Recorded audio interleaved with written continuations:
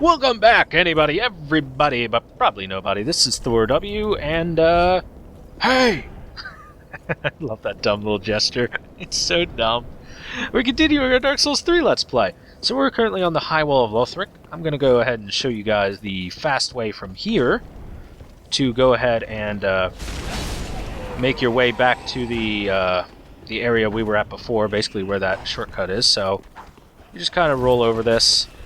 Pay no attention to these. You'll notice the sludge monster guy has respawned for one reason or another.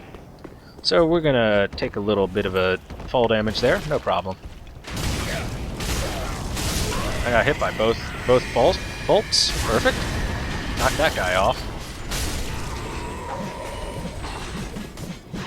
Look at that flail around like an idiot attack. And then we can go down this ladder. If we go down this ladder, this guy will stand up and this guy will climb the wall to his doom. But you'll notice, well, we're basically at that courtyard from before. There's the Winged Knight guy. So, you see there are Lothric Knights all over the place. There's this Winged Knight, and things did not go well for him. He has a spear in his throat, a sword in his right shoulder, I guess that would also be a spear in his ass, and sword in his sheath, and yeah, just random metal sticking out of him. I'm guessing spears kind of shoved into him. Things didn't go well for him. He had a bad time. So did they. Apparently, whoever they were fighting did very well. They didn't do too well against him. So let's kill the Winged Knight.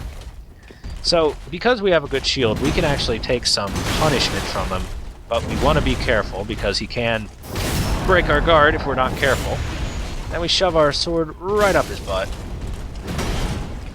Whoops. Ooh. Oh, there's his signature attack. Cool. I wanted to see that before we killed him. Perfect. Yes, his signature attack is spin around to win. Spin to win. He becomes Garen for anyone that plays League of Legends. I'm gonna kill you just for the fun of it. Just because you're here. So, you look around this entire courtyard. There are dead Lothric Knights. Most of them beheaded. In fact, nearly all of them just have no head at all. So they were executed or something. They were killed. It did not go well for the Lothric Knights, as you can see. If you look over here, they're headless knight statues for some reason. I don't know why the headless knight statues are there, but cool. So you notice we're back here. Oh good, he didn't hit me through there. Stab him right in the back. Perfect. Now then, let's come on up here. Let's go ahead and get that. Leap across here. Onto this balcony, and we get a Ring of Sacrifice, which, not super fond of. Ring of Sacrifice, let's go ahead and take a look. Lose nothing upon death, but the ring breaks. This mystical ring was created in a sacrificial rite of Velka, the goddess of sin. Its wearer will lose nothing upon death, but the ring itself breaks. The sacrifice is only worth as much as the life it spares. So yeah, that is a neat little item that you can get, if you perhaps want it. Let's go ahead and do a quick little drop here, and then we can do a quick little drop onto his head. Dead crossbowman. Notice, more Lothric Knights completely beheaded. This seems to be a theme in the area.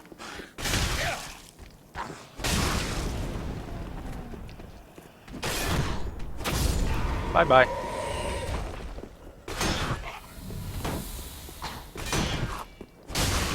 So we got a couple of weak spearmen here. And if you look, this is an opulent freaking area. This place is cool. This place is real cool. Except for this guy. And his friend. So let's see if we can draw him over here away from his friend, because we want to fight one at a time. We can win one at a time. Oh, he went for number 3.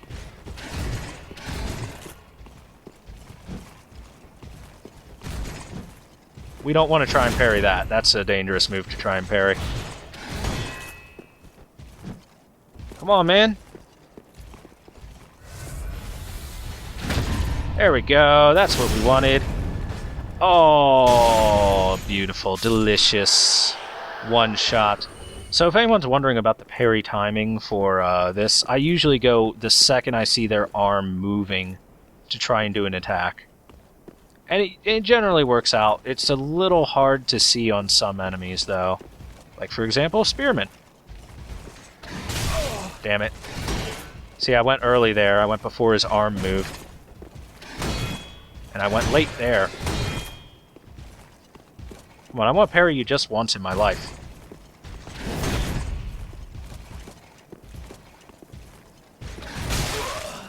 Wow, I even, like, held block for that. That was fast, man. Come on! Not that one. Not that either. Can't do anything about that, I don't think. God, I hate the shield bash. The shield bash is the worst part.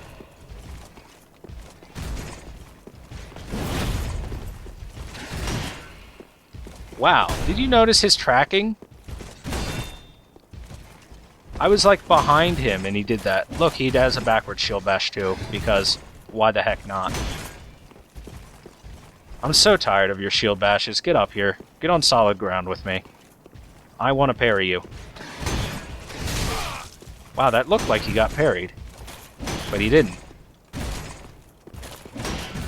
Will you stop?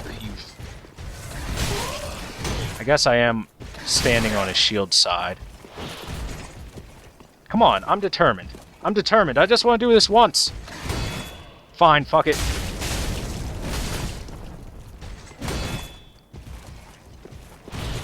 We're not trying to parry you anymore. You're too annoying. I really hate the spear-wielding asswipes. I really hate these guys. Oh, one thing I want to point out. If you come over here, there's a summon sign for an NPC. This is Lion Knight Albert. There are some NPCs which it behooves you greatly to summon in for fights. In fact, there are some NPCs which you need to summon into fights for certain events, but not that dude. Not here, at least. So, this is another Lothric Knight, but he's blue, which means he's cool. Which means we want to just sneak on him ever so slightly. Oh, perfect. What a good opener. And if you sneak up on him like that, you'll be in for an easy fight. Only a Titanite shard, darn. If you don't sneak up on him like that and you fight him face to face, he is a tough customer. He's actually stronger than the red Lothric Knights that we've been fighting. And as you saw, those guys are kind of strong. So, let's talk to this lady. Ah, the wait has been long, unkindled one. I am Emma, High Priestess of Lothric Castle. Hello, Emma. Allow me to speak frankly. Sure. You will not find the Lords of Cinder here. They have left, gone. Of course. To their churning homes, converging at the base of this castle. Churning Head homes. to the bottom of the high wall. Forge on through the great gate and raise this banner to proceed. A small Lothric banner. This farewell gift is for you. It is the insignia of an old covenant. If you fear trespassers, dark spirits drawn by the embers, then etch this upon your heart, and the old Concord will beckon noble blue sentinels to hunt these foul spirits. Unkindled one, head to the high wall's base. Go through the great gate and raise this banner to proceed. But beware, the dog keeps a close eye on things. The vile watchdog of the Boreal Valley.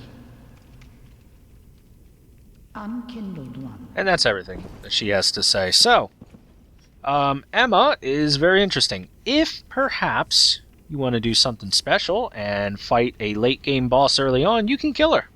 And there's absolutely no consequence to killing her whatsoever. In fact, you can hit her, What on earth? and nothing happens. See? Unkindled goeth by the Nothing. vile one. Nothing. Absolutely nothing. You can kick her, which is hilarious. She even looks like she's on fire a little bit, but nothing happens. You see, the thing, it starts to flame up a little bit around here, but as long as you don't kill her, it's fine. It's fine. It's fine. So there's one more item we can get in this little area. Right over here. Get the Lucerne. And I don't really want to fight him because I don't feel like it. Oh, I have 2 Estus charges. Sweet. So let's take a look at some of this new stuff that we got, shall we? Alrighty then. First off, we've got the... Oh, let's look at the Selkie. There's no shortage of brash thieves in Lothric, and these particular thieves likely scaled the wall from the undead settlement. They are only willing to practice their thievery on the high wall, for their fear of Lothric Castle, rumored to devour men, keeps them clear of its grounds. That's very important dialogue. Speaking of which, Lothric Castle? That's Lothric Castle. This is Lothric Castle. This is like a church area, but this is Lothric Castle right here. This big, massive mass in front of us, and it extends beyond this. In case you're wondering where Lothric Castle is. Small Lothric banner. Hold up outside the main gate to be greeted by an escort. When the high wall appeared, the path to the undead settlement was blocked, and messengers came bearing this banner. They were sent out with a duty, but had no way of returning. So, yeah, that's how you can go to the next place. And we got the Lucerne. A polearm with a sharp, hard-pronged head that inflicts thrust attacks. The Lucerne is wielding overhead like a hammer, or can be swung from the side to break through shields. Skill, spin, sweep foes in a large spinning motion, and utilize momentum to transition into an overhanded strong smash attack. So the Lucerne, unfortunately, still doesn't work properly. I actually want to kind of show this off. We can wield the weapon ineffectively, which means it takes more stamina. But if you look, it still attacks it like that. So the problem with that is that the Lucerne, if you take a very close look at it, let me just switch back to our fire longsword. If you take a look at the Lucerne, it has a spear at the end. You know why it has a spear at the end? Because it's a spear! It's a polearm! It's meant to be thrust as a weapon. It's not meant to use the beak of the hammer at all. The beak of the hammer was the least used part, and the more blunt part of the hammer was used more often in history in order to break through, like, plate mail and whatnot.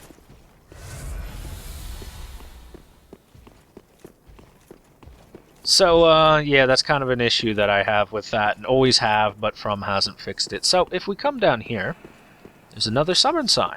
This summon sign is the Swordmaster. The Swordmaster will only appear if you happen to kill him outside of Firelink's Shrine. But now I can summon him in as an assist, and we're going to go ahead and do that. I will probably be summoning in phantoms for most of these boss fights. I don't need to, but why not? Not necessarily every boss fight will I do one, but there. The Swordmaster is very special, and I will have another video explaining why the Swordmaster is the strongest phantom in the entire game, despite being summonable this early. Be sure to pay attention to that, because it's pretty fun if you've never seen it before. So we come into this place, which is an obvious boss arena. I mean, look at it. It is literally a square arena. Our phantom won't follow us, because the boss isn't spawned yet.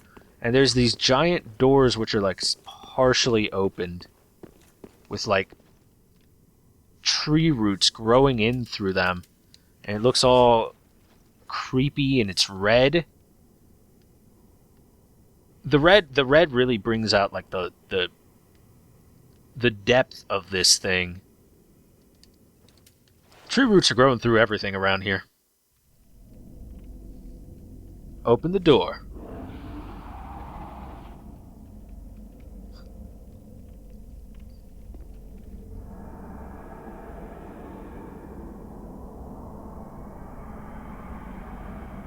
Hello! The vile watchdog of the Boreal Valley. Look at this freaking Bloodborne boss. Oh, well, it's a Soulsborne boss, because it's like a beast in big armor. So, this is Vort of the Boreal Valley, and now our Swordmaster is suddenly allowed in the fight, because he's spawned. So Vort has big trouble with people being in his butt. He doesn't deal very well with it. He has relatively slow attacks for the most part. But once he starts screaming like that, you want to get away from him for a little bit, because he's about to do this. Oh, whoa! That is not what you were expected to do. Can't see. Just gonna roll that. Okay. That wasn't what I expected him to do. I wanted him to do a different attack. But whatever. Gonna spin around on me too? Nope. So you'll see that little meter down there that was growing. That is Frostbite, which is a new effect. Come on, charge. Do it. Show it. Oh, that didn't show it. Well, he's dead. Good job, Swordmaster.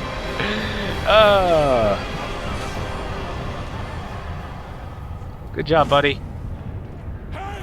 Hey! Bye, Swordmaster. Well, anyway, Frostbite is a new effect a status effect that can hit you. The way that Frostbite works is it slows down your stamina recovery, it slows down your movements, and it just makes things very difficult. It doesn't do... I don't believe it does any excessive damage when it builds up, but it's very annoying. So, that was a nice little boss fight. Our Swordmaster friend helped out, I guess. Kind of. And with that, Vort of the Boreal Valley has been taken down. Let's go ahead and take a look at his soul, because he dropped a soul. Soul of Boreal Valley Vort. One of the twisted souls steeped in strength, used to acquire many souls or transpose to extract its true strength. Vort served as an outrider knight, never far from the fleeting dancer. Never far from the fleeting dancer. Man, that's telling.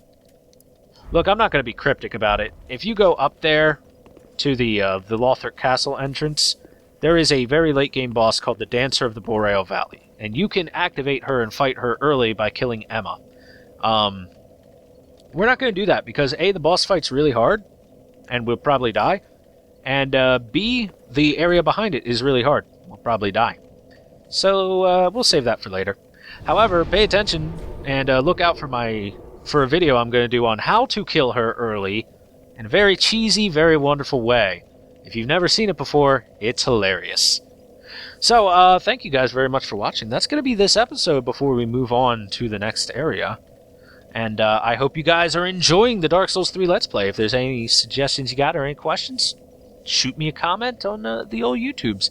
And I'll see you guys on the next episode. So, yeah, thanks for watching, guys. Bye-bye!